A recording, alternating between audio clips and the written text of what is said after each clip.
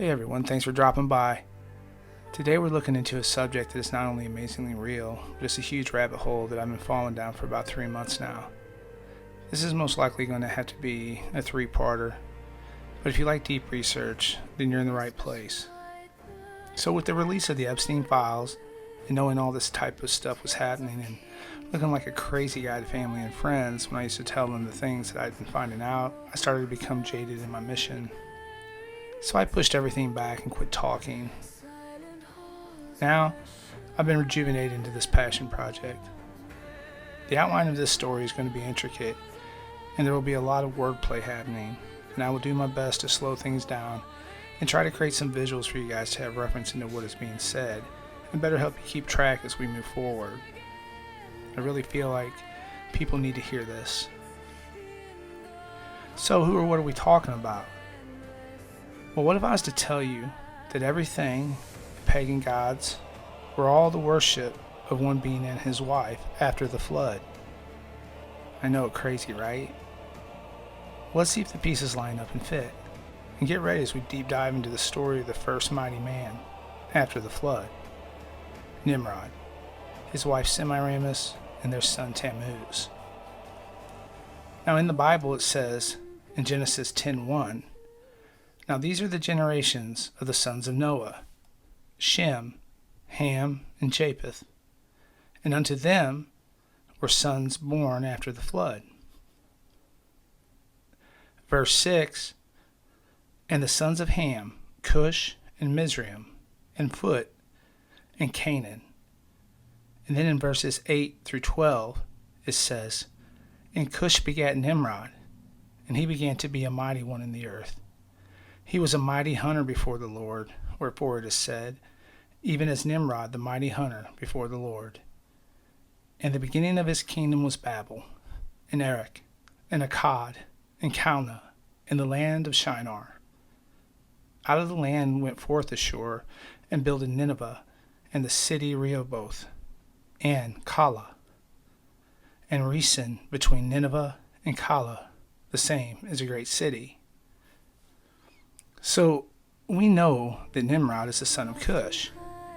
And Cush, according to author of the Genesis 6 conspiracy, Gary Wayne, is who we can attribute the 7 liberal sciences that we know of today. The Dowland manuscript of the Legend of the Craft from the Masonic text lists the 7 liberal sciences.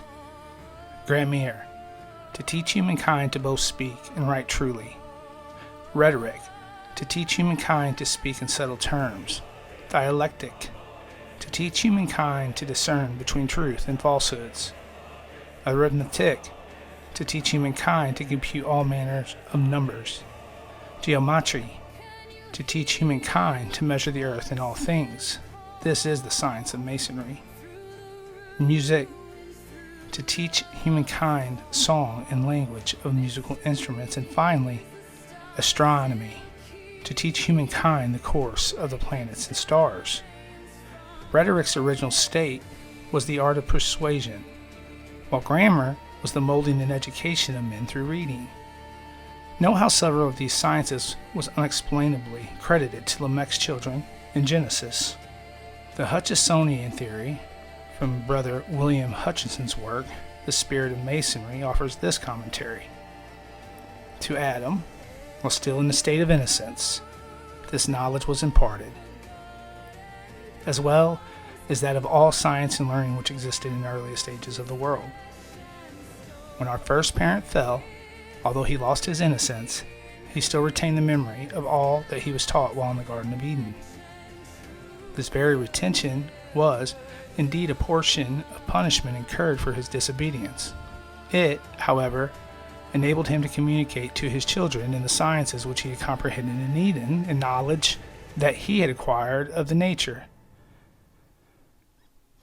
Now, my thinking is that if Adam knew this, and his lineage knew this, then it's probably safe to say that Noah taught his sons this, and Ham gave this knowledge to Cush.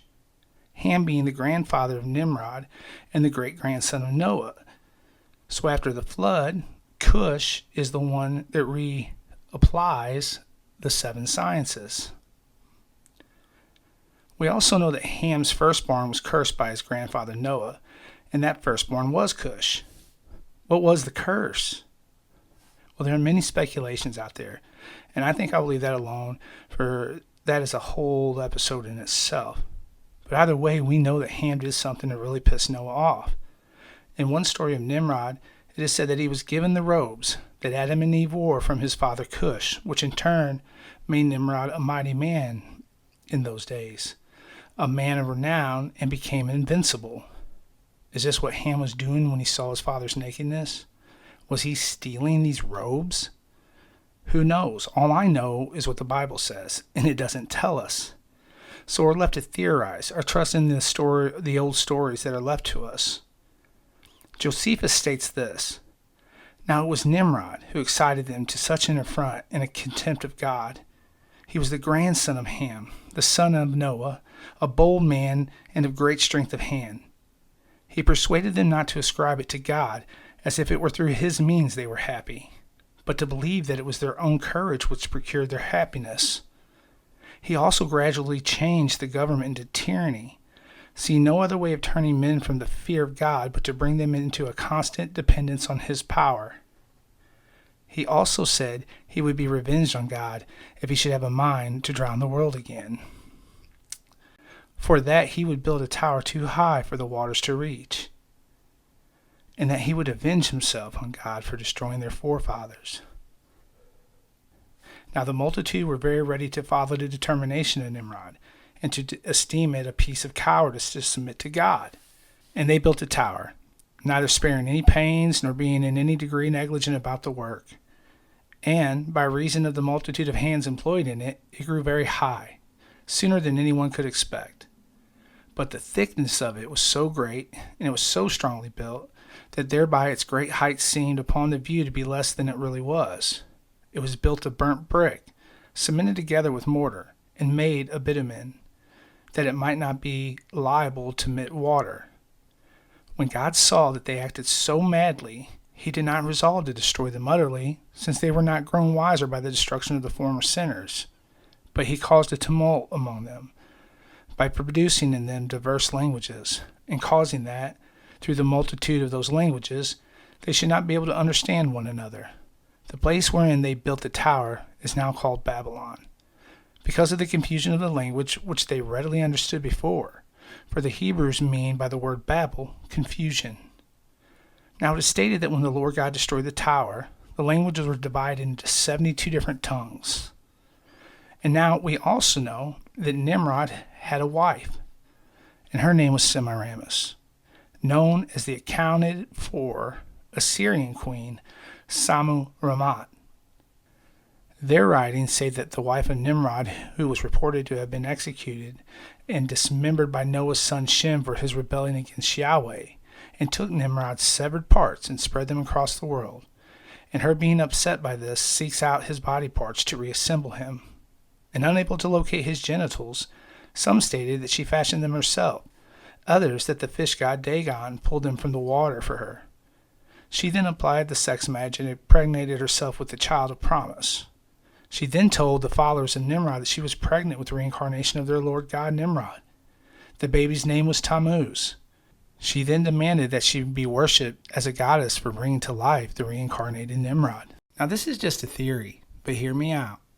We see this type of story passed down from antiquity into the Egyptians with Isis, to the Greeks with Kronos, etc.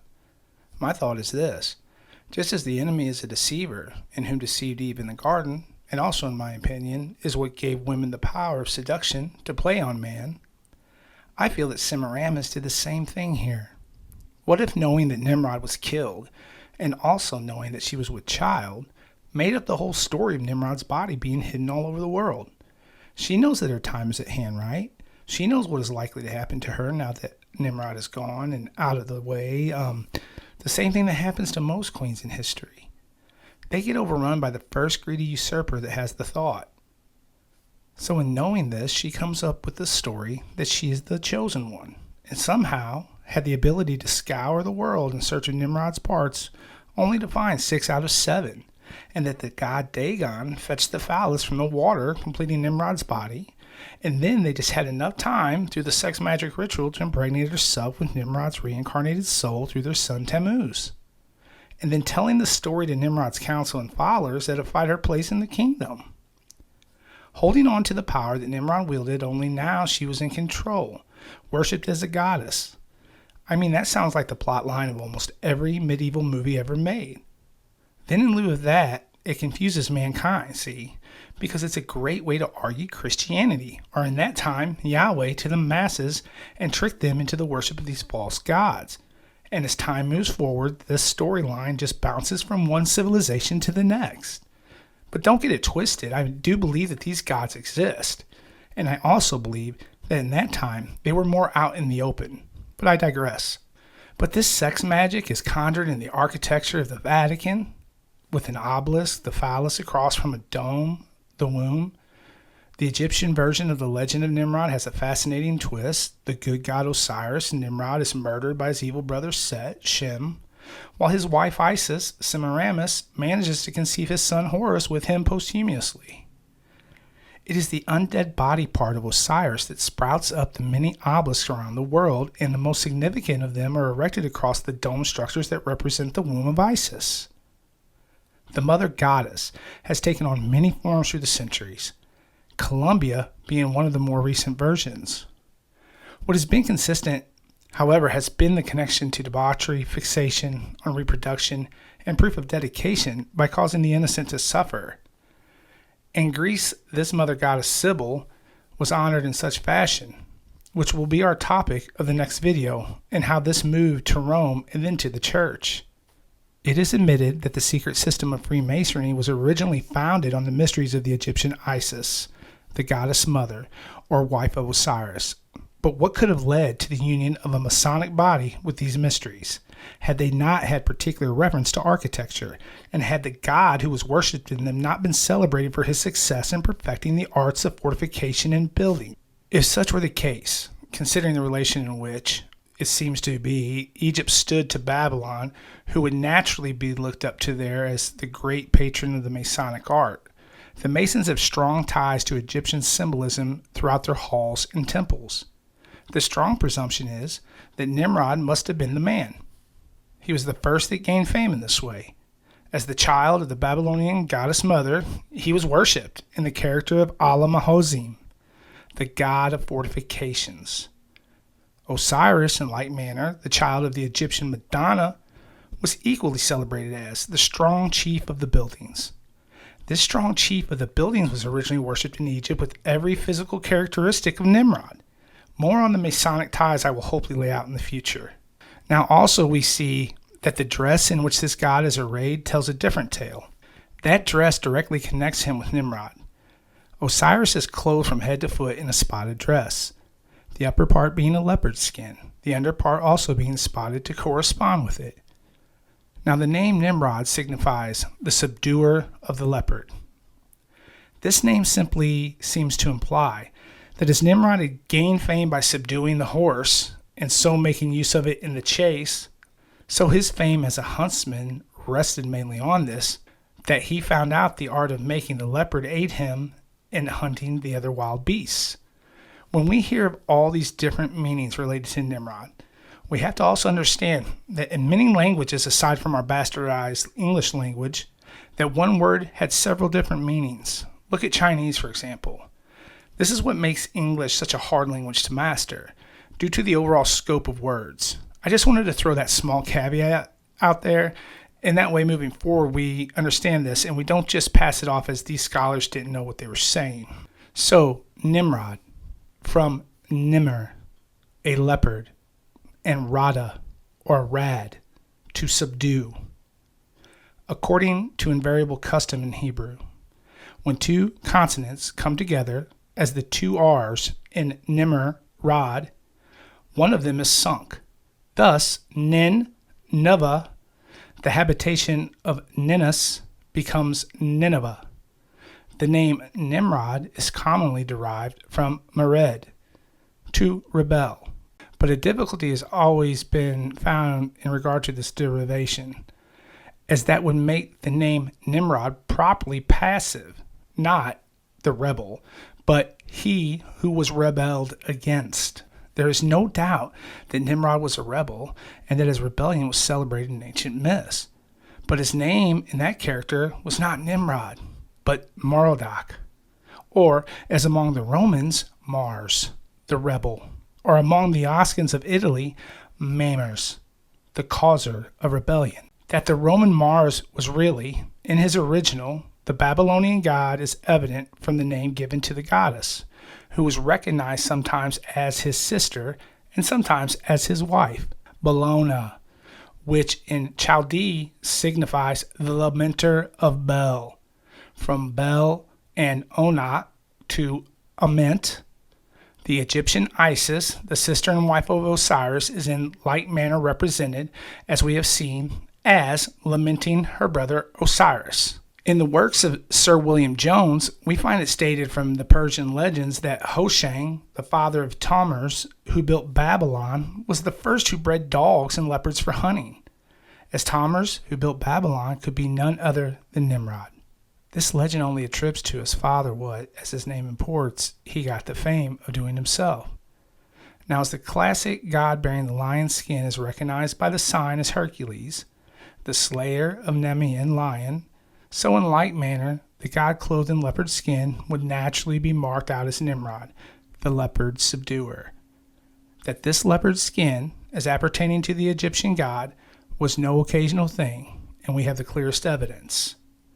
When we turn back to Egypt, we see that the historian Justin says that Ninus subdued all nations, as far as Libya, and consequently Egypt. The statement of Diodorus Siculus is to the same effect.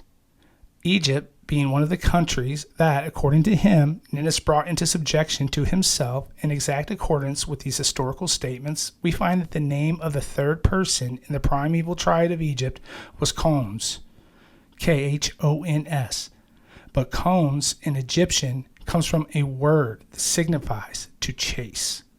So the name Khons, the son of Mot, the goddess mother, who was adorned in such a way as to identify her with Rhea, the great goddess mother of Chaldea, properly signifies the huntsman, or god of the chase. Aristophanes says that Eros, or Cupid, produced the birds and gods by mingling all things. This evidently points to the meaning of the name Bel, which signifies at once the mingler and the confounder. That name probably belonged to the father of Nimrod, but as the son was represented as identified with the father, we have evidence that the name descended to the son and others by inheritance.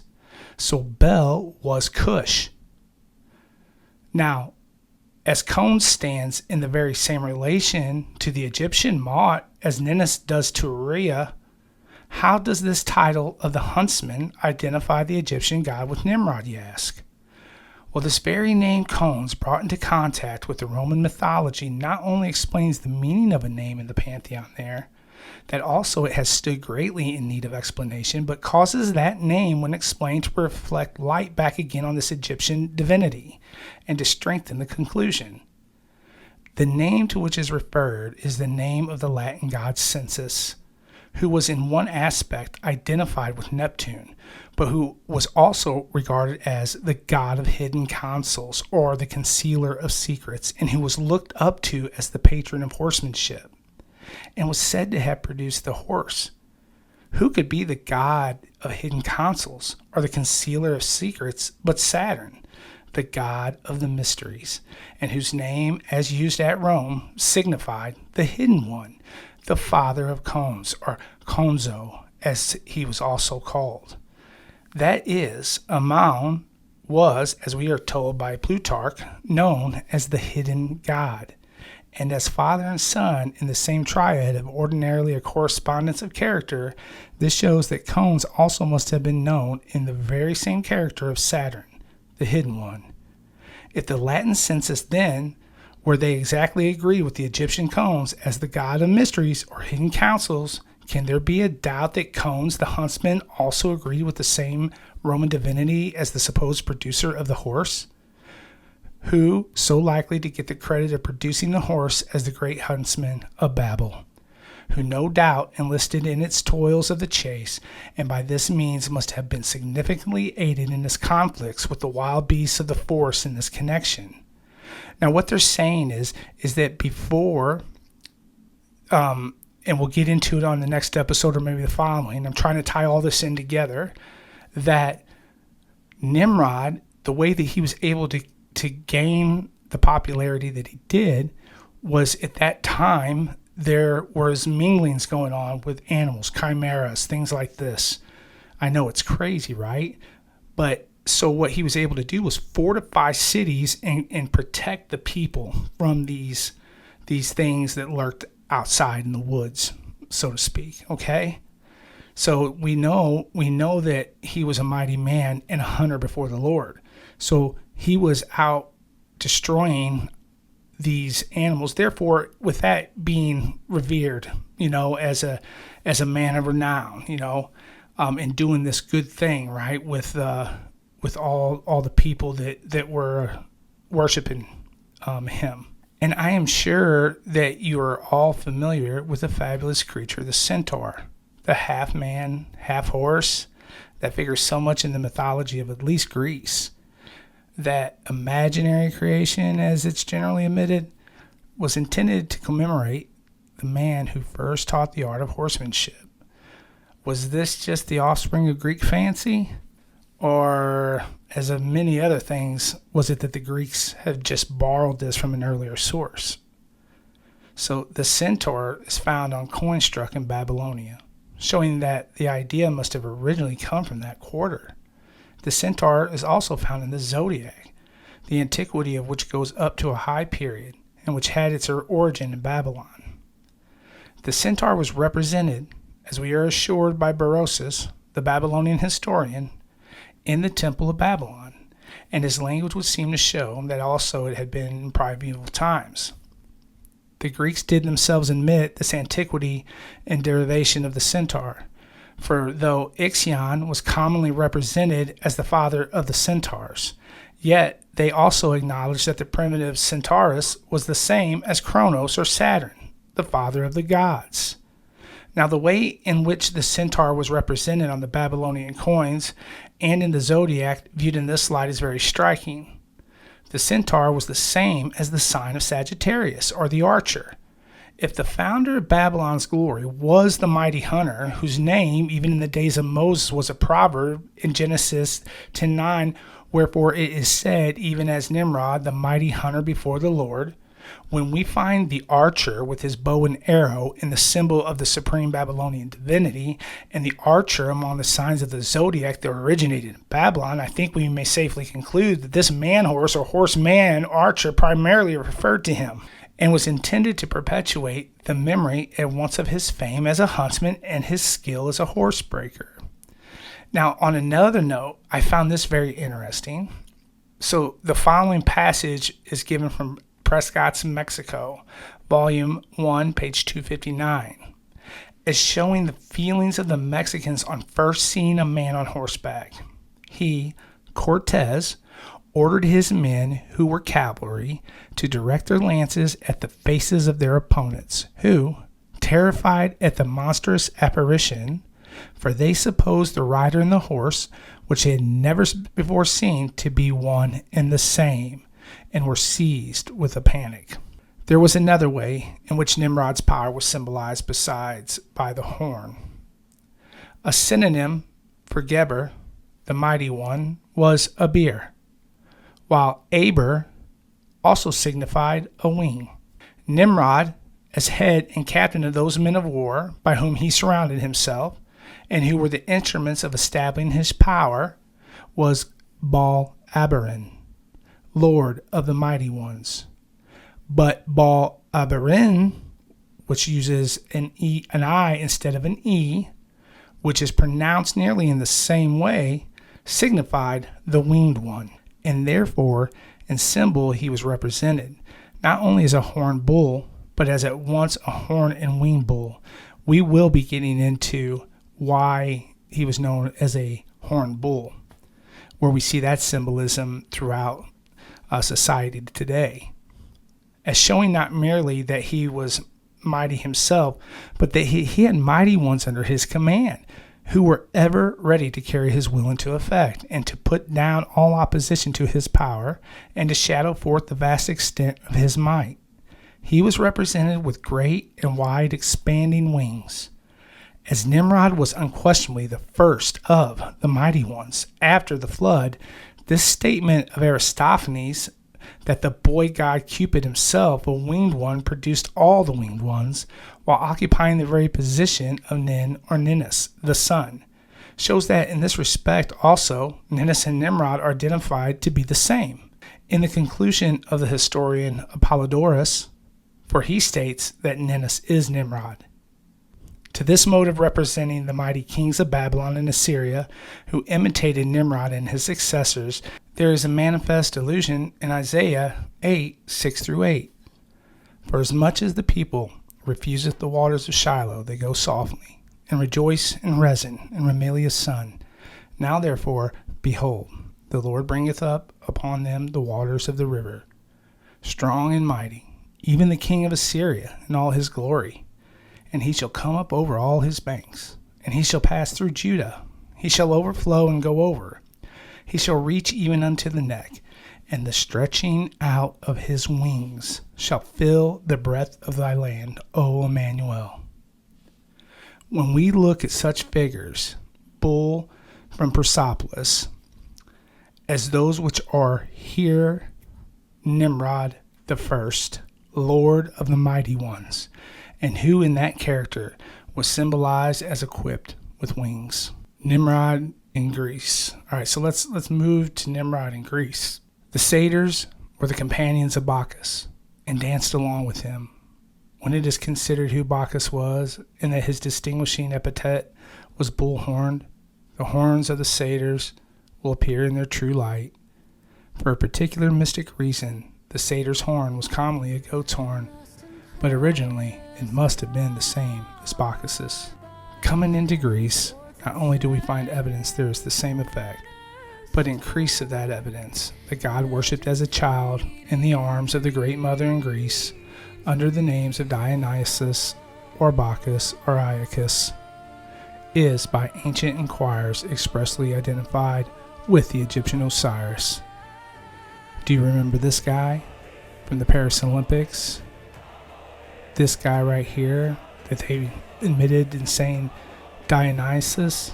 Well, this is also Bacchus. And this is the case with Herodotus, who had prosecuted his inquiries in Egypt itself. Whoever speaks of Osiris as Bacchus, to the same purpose as the testimony of Diodorus Siculus. Orpheus, says he, introduced from Egypt the greatest part of the mystical ceremonies, the orgies that celebrate the wanderings of Ceres, and the whole fable of the shades below. The rites of Osiris and Bacchus are the same. Those of Isis and Ceres exactly resemble each other, except in name.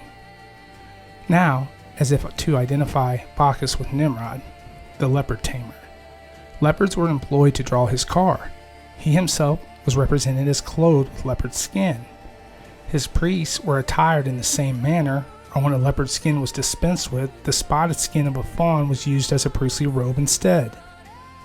This very custom of wearing the spotted fawn skin seems to have been imported into Greece originally from Assyria, where a spotted fawn was a sacred emblem, as we learn from the Nineveh sculptures. For there we find a divinity bearing a spotted fawn or spotted fallow deer. The origin of the importance attached to the spotted fawn and its skin had evidently come thus.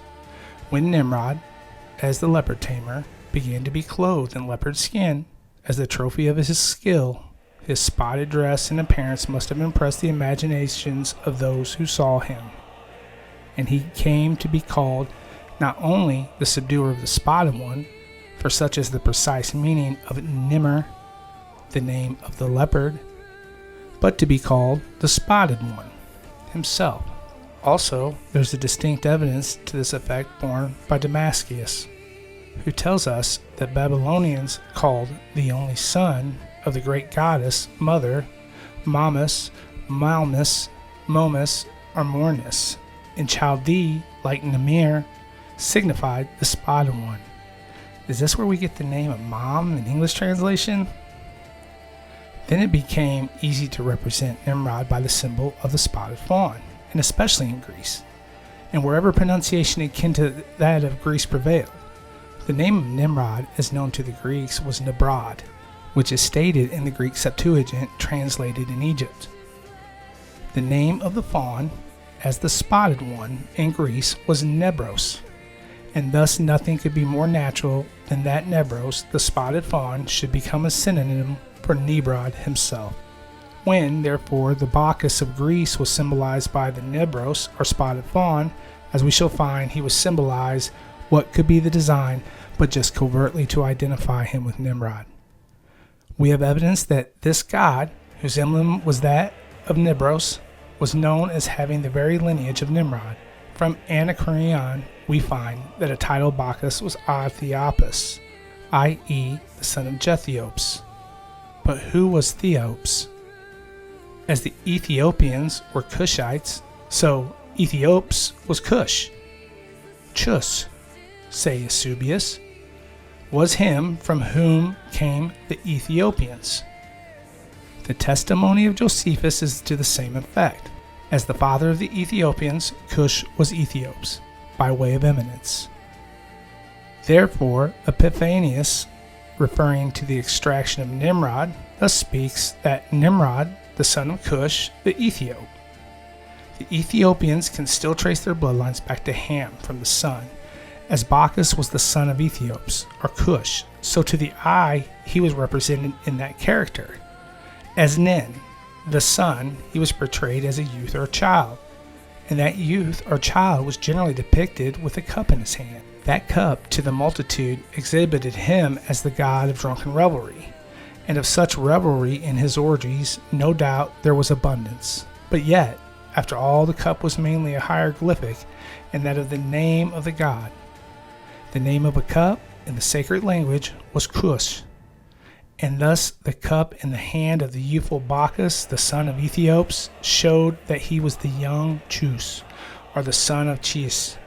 In the accompanying woodcut, the cup in the right hand of Bacchus is held up in so significant of a way as naturally suggests that it must be a symbol, and as to branch in the other hand, there's express testimony that it is also a symbol. But it is a worthy notice that the branch has no leaves to determine what precise kind of branch it is. It must, therefore, be a generic emblem for a branch, or a symbol of a branch in general, and consequently, it needs the cup as its complement to determine specifically what sort of a branch it is. The two symbols then must be read together, and they read this. They are just equivalent to the branch of Chus, the scion, or the son of Cush. There is another hieroglyphic connected with Bacchus that does not go far to confirm this. That is the ivy branch. No emblem was more distinctive of the worship of Bacchus than this.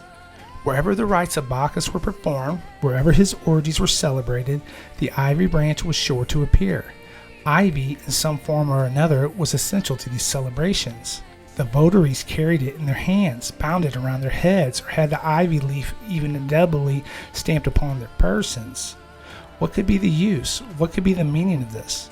A few words will suffice to show it. In the first place, then, we have evidence that Kisoi, the Greek name for ivy, was one of the names of Bacchus, and further, that through the name of Cush, in its proper form, was known to the priests in the mysteries. Yet, the established way in which the name of his descendants, the Cushites, was ordinarily pronounced in Greece was not after the Oriental fashion, but as Kiseoi, or Kisioi. Thus, Strabo, speaking of the inhabitants of Susa, who were the people of Chusestan, or the ancient land of Cush, says that the Susians are called Kisioi, which is beyond all question Cushites. Now, if Kisioi be Cushites, then Kissos is Cush. Then, further, the branch of ivy that occupied so conspicuous a place in all the Bacchanalian celebration was an express symbol of Bacchus himself. For Hezekiah assures us that Bacchus, as represented by his priest, was known in the mysteries as the branch. From this, then, it appears how Kissos, the Greek name of ivy, became the name of Bacchus. As the son of Cush and is identified with him, he was sometimes called by his father's name Kissos. His actual relation, however, to his father was specifically brought out by the ivy branch. For the branch of Kissos, which to the profane vulgar was only the branch of ivy, was to the initiated the branch of Cush. Now, this god, who was recognized as the scion of Cush, was worshipped under a name, which, while appropriate to him in his vulgar character as the god of the vintage, did also describe him as the great fortifier. That name was Bacchus, which, in its twofold meaning, signified at once the houser of grapes, or the vintage gatherer, and the encompasser with a wall, in this latter sense identifying the Grecian god with the Egyptian Osiris, the strong chief of the buildings, and with the Assyrian Berosus, who encompassed Babylon with the wall. Thus, from Assyria, Egypt, and Greece, we have a cumulative and overwhelming evidence that all conspiring to demonstrate that the child worshipped in the arms of the goddess mother in all these countries in the very character of Ninus or Nin, the son was Nimrod, the son of Cush. A feature here, or an incident there, may have been borrowed from succeeding heroes, but it seems impossible to doubt that of that child Nimrod was the prototype and the grand original. The amazing extent of the worship of this man indicates something very extraordinary in his character, and there's ample reason to believe that in his own day he was an object of high popularity. Though by setting up as king, Nimrod invaded the patriarchal system and abridged the liberties of mankind, yet he was held by many to have conferred benefits upon them, indemnified them for the loss of their liberties, and covered him with glory and renown. Ancient followers of Dionysus believed that he was that presence that is otherwise defined as the craving within man that longs to let itself go and to give itself over to baser earthly desires, what a Christian might resist as the lustful wants of the carnal man. The followers of Dionysus embraced as the incarnate power that would, in the next life, liberate the souls of mankind from the constraints of this present world and from the customs which sought to define respectability through a person's obedience to moral law. Until that day arrived, the worshippers of Dionysus attempted to bring themselves into union with the god through a ritual casting off of the bonds of sexual denial and primal constraint by seeking to attain a higher state of ecstasy. The uninhibited rituals of ecstasy, which is Greek for outside the body, was believed to bring the followers of Dionysus into a supernatural condition that enabled them to escape the temporary limitations of the body and mind and achieve a state of entheosimos, or outside the body and inside the god. In this sense, Dionysus represented a dichotomy within the Greek religion, as the primary maxim of the Greek culture was one of moderation, or nothing too extreme. Interestingly, and most students of psychology will understand, this gave Dionysus a stronger allure among the Greeks who otherwise tried in so many ways to suppress and control the wild and secret lusts of the human heart. Dionysus resisted every such effort, and according to myth, visited terrible madness upon those who tried to deny him free expression. This Dionysic idea of mental disease resulting from the suppression of secret inner desires, especially aberrant sexual desires, was later reflected in the atheistic teachings of Sigmund Freud. Freudianism, therefore, could be considered the grandchild of the cult of Dionysus. This serves a clear illustration of how our modern mystery cults continue to worship their deities, albeit presented in a more palatable and universally accepted form as the truth about our psychology and the primal desires of humanity. In contrast, the individual who surrendered to the will of Dionysus was rewarded with boundless psychological and physical pleasures. These mythical systems of mental punishments and physical rewards based on resistance and or submission to Dionysus were both symbolically and literally illustrated in the cult rituals of the Bacchae. As the Bacchae women, married and unmarried Greek women, had the right to participate in the mysteries of Dionysus. When they migrated in frenzied hillside groups, dressed transvestite in fawn skins, and accompanied by screaming, music, dancing, and licentious behavior. When, for instance, a baby animal was too young and lacked the instinct to sense danger and flee from the revelers, these nursing mothers who participated in the hillside rituals would pick it up and suckle it. On the other hand, when older animals sought to escape the marauding Bacchae, they were considered resistance to the will of Dionysus and were torn apart, consumed alive as a part of the fevered ritual. Human participants were sometimes subjected to the same orgiastic cruelty, as the rule of the cult was anything goes, including girls with girls, animal attraction, and later versions of the ritual bacchanalia, expanded to include geppettos, think Pinocchio and Pleasure Island, and male revelers, and perversions of sexual behavior were often worse between men than they were between the men and the women. Any creature that dared to resist such perversion of Dionysus was subjected to sparagmos, which means to be torn apart, and omophagia, which means to be consumed raw. Now moving on to the 2024 opening ceremonies of the Olympics, we can see the winged one here on this statue. Moving forward, they got to get the shot of the great huntsman along with the spotted fawn. This painting I found just interesting. I don't know what painting that is. And here we have Nimrod himself as Poseidon. Just had to put it in there, didn't they? Some one-eyed symbolism on the moon. Moving to the Statue of Liberty across the desert, and the Statue of Liberty looks beat up.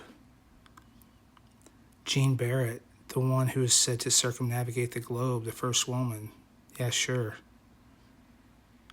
Alice Guy, if you know Alice Guy, she was one of the first female directors in her 1896 film, The Cabbage Fairy, which is very interesting. Moving forward, we get to the blasphemous scene of the Last Supper that they said it wasn't the Last Supper, but we all know. And this bacchanalia, this dancing and men and upside down stars that are put out in front of us. Those are all upside down. You cannot not see this. The men on men, licentious actions, the depravity, the Masonic checkerboards as they prance right in front of your face. And here's Bacchus himself. Looky there, Dionysus, the one holding his peace sign. Yeah. Here we have a lady who's singing Imagine, a completely communistic song. The pale horse and the rider. And the winged ones. That's pure symbolism. And now we see the ivy and the ivy branch going to the Greek epitaph or whatever that is, along with the sigils that are sitting here inside these lights, the triangles.